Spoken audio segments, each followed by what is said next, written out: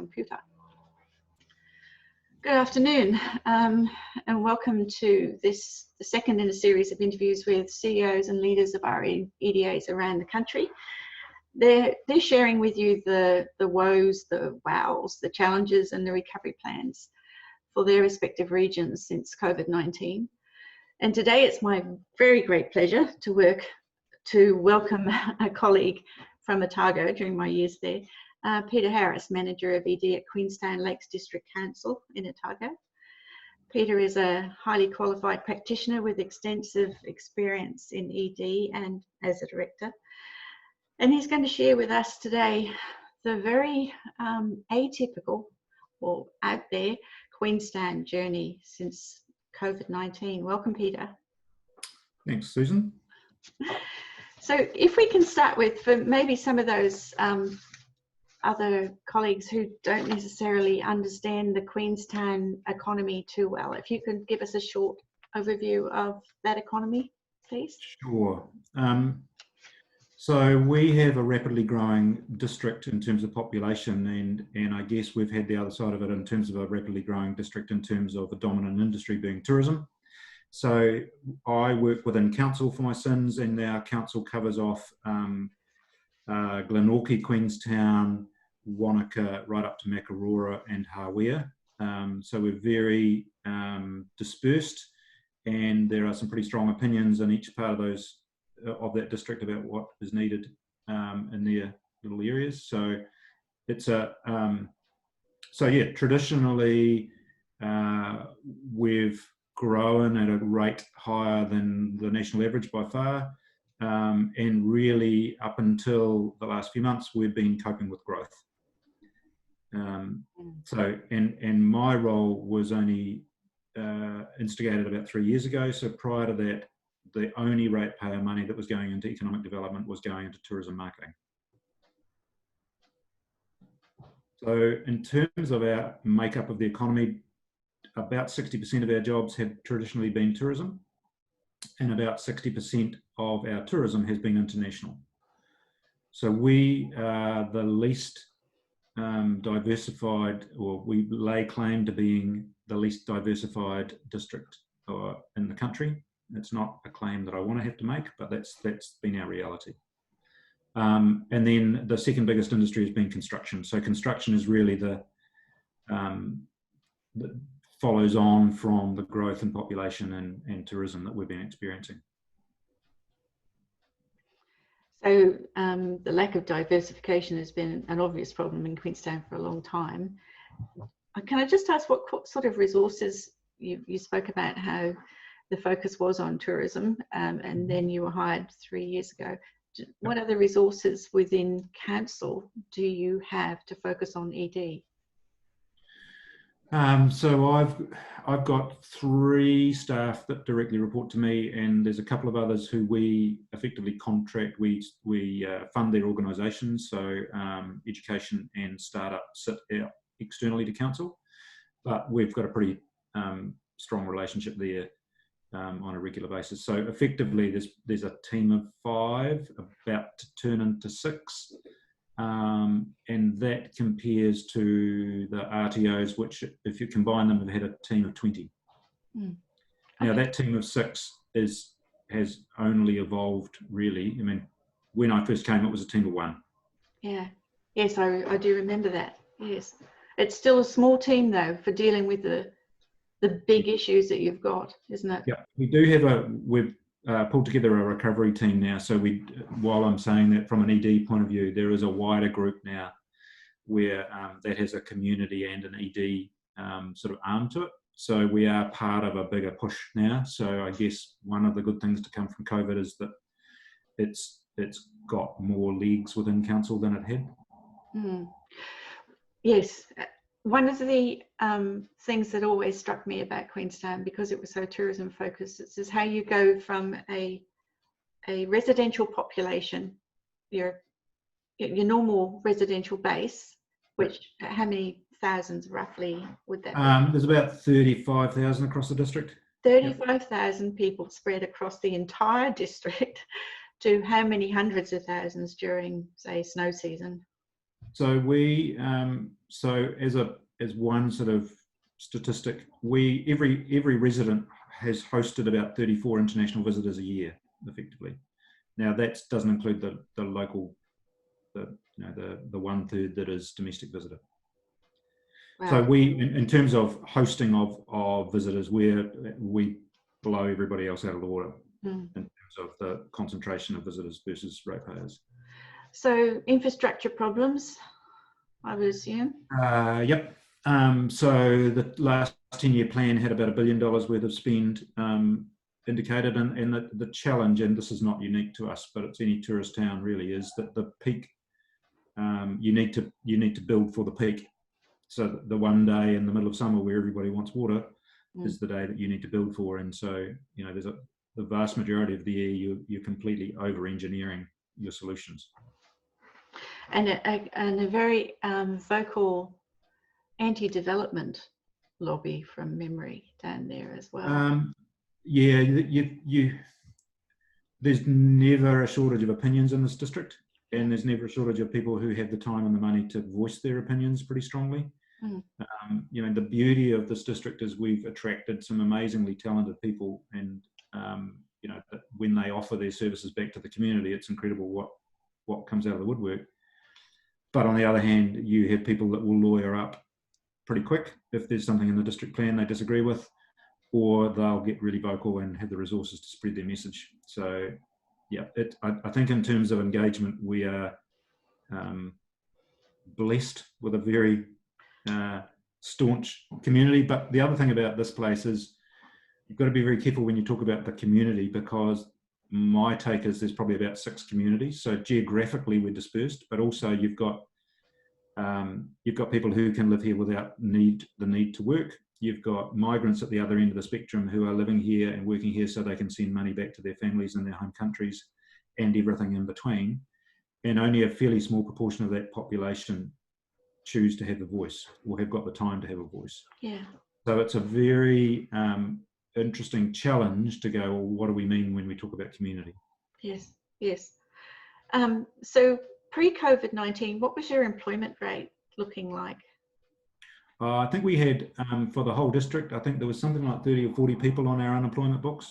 I mean, we were below 1% unemployment. Wow, wow. Yeah, basically anybody that wanted a job could get one. Yeah. So post-March, let's have a look at some of those stats and the impact on your economy. What's the unemployment there now? I think that it's something like, it's up to about 8%, but we're only scratching the surface, because migrants obviously can't register with MSD. We're living in a false world of wage subsidy. Infometrics have estimated that we're probably going to lose 1 job in 4. Whether that ends up with an unemployment rate that matches that's unclear, because it may well be that a lot of people will move out of the district. Are you seeing any green shoots coming through? I mean, the interesting thing, yes, but they're pretty bloody small compared to the tree that's fallen. Yes, yes. So there are some people, I mean, the mayor and I have been sent, there's probably been over 100 people that have made direct contact with us with either an offer of support, and help, or ideas. A lot of those ideas are mad, but some of them are gems, and some of the people that are offering them are gems and will make them real as well. So, the positive side of this is that people are putting their hand up in a way they never have before. There was a lot of people would make noises about the need for diversification, but now with a sort of a fire under us, people are seeing the need to get on with it, which means that people are collaborating in a way they haven't before. Not to say we don't have local politics, but I think the local politics most of the time is getting put aside a lot more than it was. So yeah, we've got some stuff going on in the sort of tech area. We had somebody come to town a couple of weeks ago who wants to start a satellite office in ag tech, and his question was, can I find the talent? And so he put a job up and ran a workshop and had about 30 people turn up, and was astounded with the talent that was hidden away here. So I think that's one of our challenges, is that people just see this place as a party town and that there's nothing else going on. But when you scratch the surface, there is other stuff going on. We just haven't done a good job of telling that story.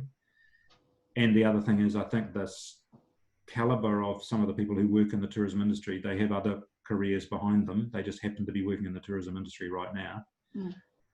There is some incredible talent there that we can unearth. I know from talking to you in the very early days of after COVID-19 hit that you moved very quickly to both respond and to put in place an architecture to plot for recovery.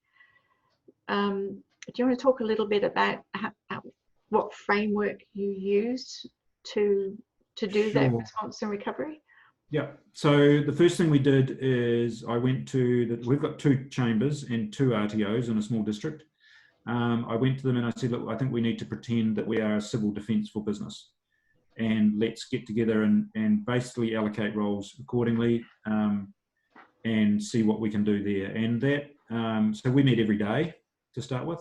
It's down to twice a week now. But you know, in retrospect, that was a good move because it meant that we could go to our businesses with one set of communication. So it didn't matter which organisation you belonged to. We were trying to put out unified comms so that we had done all the sifting of the stuff that was coming out that was relevant to our businesses, and they were getting it in one voice. I think it's also helped solidify the relationships between those organisations, because having effectively 5 organisations in a small district like ours trying to do business support and economic development has always been a challenge, and a lot of people have talked about whether that's the right structure. But I just said, look, you know, let's pretend we're an economic development agency and get on with it. We can worry about structures later. So that was that. And then we also set up a recovery team here, of which I'm the economic development lead, and we did that pretty much day one. So a lot of, I mean, regionally, they're still trying to work out whether they need or are going to employ a recovery manager. And, I mean, it sort of feels like we've been doing that for months now.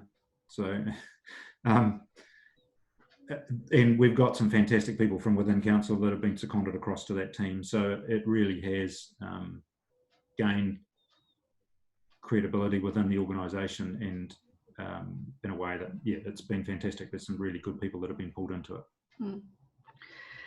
So you've had some support from central government through this, some financial support?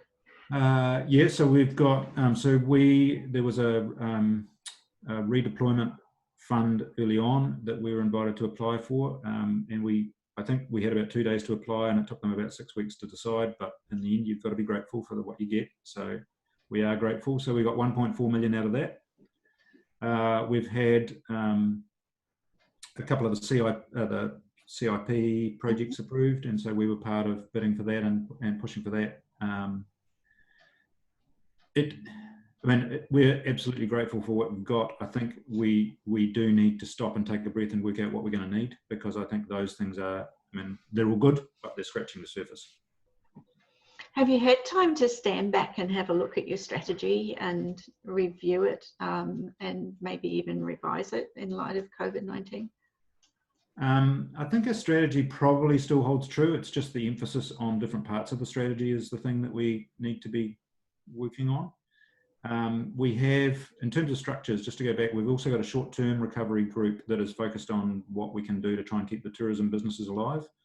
And then we've just kicked off a regenerative long-term group whose job is to sort of look 5 or 10 years down the track and go, well, what are we going to do to stop this happening again? Those are doing okay. It's interesting in that I think the danger is everybody assumes you're starting with a blank piece of paper, when in fact there's been a whole lot of thinking going into this stuff beforehand. Yes.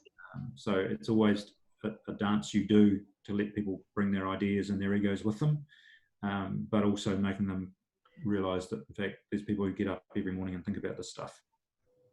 Absolutely.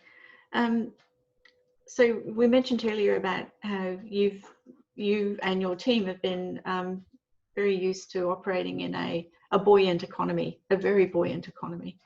Yep. And now you're operating in a very depressed economy.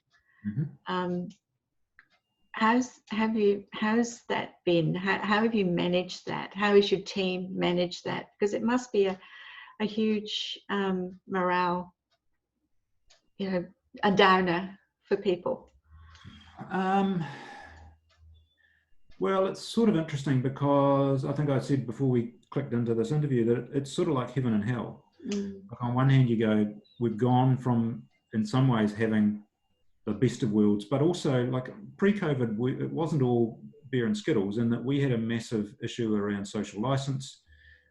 We had an issue around tourism productivity and the lack of productivity, meaning that people are not making margin and not paying well. And then we had the whole workforce stuff, and that they said, the whole issue about not being able to attract Kiwis into the market. So it was still a high pressure environment. It was just we had the benefits that everybody else was looking for in terms of low unemployment and all those sorts of things, but we actually had the flip side issues that go with it.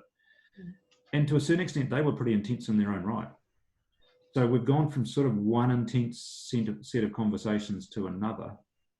I think in terms of morale, it's a bit like a fire hose in terms of stuff coming at us. And as you said, it's hard to stop and sort of work out exactly where we should be going. But there's a bloody good team. I think that you mentioned those green shoots. I think there are some really interesting people that, I could tell you stories of people that I've met along the way that I didn't know before, who are putting their hand up to do stuff, and you just go, that's awesome. It feels like a much bigger team now. There's people in the community that are leaning into it in a way that they wouldn't have before. So that's the heartening part. Yeah. And I do have hope that the tourism industry will end up being a better version of itself out the other end. And obviously you're working towards a more diverse economy as well in your strategy, your planning. Yeah. And your focus for the next 12, 18 months, how do you see that going down? I think it's probably, it's trying to find the right mix of urgency and patience. So from an urgency point of view, we need to do some stuff. There's a limited amount. I mean, we're talking about potentially losing up to nearly, 7,500, 8,000 jobs. Now, trying to find things that are going to employ that many people is, that's just too big a mountain to climb. So we can only chew at the edges of that and do what we can. But we need to do some urgent stuff. So that's, I guess, where the urgent thing, and we need to be seen to be doing some urgent stuff because people are very impatient, and I think, and that's fair enough. But we've also got to be patient in that if we're serious about diversification, we've got to accept that that's a 10 or 20 year journey. We are not going to turn into something we're not in a matter of 6 months or 12 months or 2 years. So, and some people get that, and some people are just latching on to diversification and thinking that there is some magic wand that they can wave and it'll all come right. So I think that's probably the challenge, is working out what's urgent and what we need to be patient about. And calling out the people who are making noises about wanting to be involved. That probably sounds a bit aggressive, but there are a lot of people with ideas, and in the end, I'm only interested in the people with ideas who can help make them happen, who we can support rather than expecting us to be a suggestion box. Yes, and that's the capacity issue, isn't it? You've got to be realistic about what you can and can't do. Yeah. And the council, how has it fared during COVID-19? So just coming back to your previous question, one more thing that I want to make sure that we do for Queenstown is that I want to do some stuff that's useful to the rest of the country. So what I would love to see is that, we're in the eye of the storm right now. The lessons that we're learning, other people are going to learn at other times. We're not alone with this. And so if we can find some solutions that we can then spread, then I'm really up for that, because I think Queenstown's got the ability and the mental capacity. Some of the people here are, internationally experienced, that I want us to be the sort of testing ground for new solutions that we can then spread, because if we're not, then I don't think we're doing ourselves or the rest of the country justice, because we're just a little district in the middle of nowhere. If we just look after ourselves, that's not the point in my world. Sorry, back to your other question. What was it again? I was just wondering how your council had fared during COVID-19. Yeah, well, it's so we've lost massive income. So we own 3/4 of the airport. So obviously there's no dividend coming from there. We also get payment from some of the tourism operators in terms of concessions. I think it's about 20% of our income has disappeared. Wow. So there has been a hiring freeze put in, no wage increases, and a whole lot of other things that have been sort of put on us. So it's tough. It's tough for council, and I think it's still going to be tough, because I think some of the demand we've got for things like consents is still quite strong, but I think that's probably a matter of time before it falls away. So is there anything else that you'd like to share with practitioners around the country? I mean, it's fantastic that we can use you as an experiment, if you like, track your story and learn from it. And as I said before we started the interview, it would be great to have you share this story with us in a couple of minutes' time during the Congress that we have, virtual Congress that we have in place of a conference. So, but is there anything else that you would like to share now? No, I don't think so. I think I'm just really thankful for the people around me. I mean, I think the thing is, you've just got to, I mean, structures are pretty irrelevant when this sort of stuff happens. And I think the fact that people have stepped up and joined the recovery team, or that the chambers and the RTOs were willing to sit around the table and sort of embrace the whole uncertainty. I think one of the things that I think is a real challenge for ED, and it's a challenge particularly in a tourism town, is the harsh reality versus the public perception. So our mayor obviously doesn't want to go out and tell everybody every day that 1 in 4 of them are going to lose their jobs, and the Infometrics work that we got done, he's sort of going, well, that's a do nothing option, and we're not going to do nothing, so we're not accepting that. And to a certain extent, that's a mayor's job. But on the other hand, I sense that a lot of people are waiting for something to happen. And one of the people that I work with came back from a workshop the other day that he was doing with job seekers, and he said, I just want to shake these people and tell them to make a decision. So I think that's part of our challenge from an economic development point of view, is to encourage people to make decisions and get on with it, whatever the get on with it is. I think the wage subsidy was probably a necessary thing, but I think it's giving people a false sense of what might happen. And I think that from a business point of view, and even from an employee point of view, I think people have got to make some decisions. It's sort of like hope for the best and plan for the worst. Yeah. Because what we're seeing, there's not many silver linings, and sitting around waiting for something to get better is not a plan. Okay. If you're happy, we might leave it there. Cool. Because I do want to leave some of this story for the Congress in September, and I'm sure you'll have more to report then. Peter, thank you. When we were working in Otago together, you were in Enterprise Dunedin, I think. Was it called Enterprise Dunedin at that point? I can't remember. No, it wasn't. It was DCC, wasn't it? Yeah. And your leadership shone at that point. It shines even more now. So, yeah, they're lucky to have you. Thank you. I'm just bumbling through it, as we all do. Rubbish, you don't bumble.